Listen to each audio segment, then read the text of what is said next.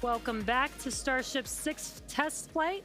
It has been an exciting day so far. We lifted off from Starbase at 4 p.m. Central Time. The Super Heavy booster and ship had a successful separation as well as a good boost back burn and good separation of the hot stage adapter. We did not attempt a return to the launch site and catch attempt today when strict criteria were not met and the Super Heavy booster executed a planned divert to a landing burn and soft splashdown in the Gulf of Mexico. And we were getting some glimpses of the flaps. The flaps so far are looking pretty good. We're not seeing any burn through. There's those flaps again in that hinge area, which is our most concerning area there. That's great news for us for now. Again, the next few minutes could change as we continuously push those limits. We can see that we are beginning... Starship has passed maximum entry dynamic pressure.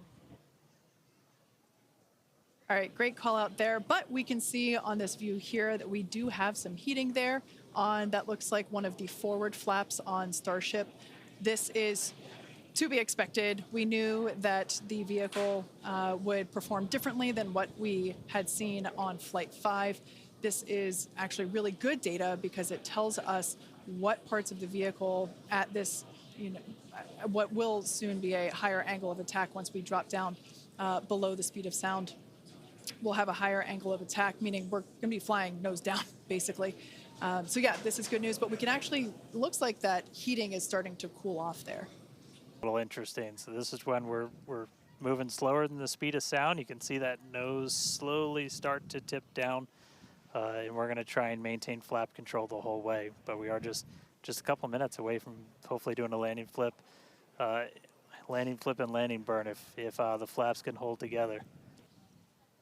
Obligatory shout out to the entire avionics team on Starship.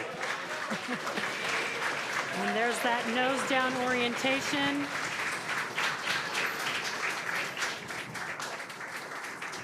Now the Raptor engines will relight and help flip the booster back up. This is a more severe flip given the orientation.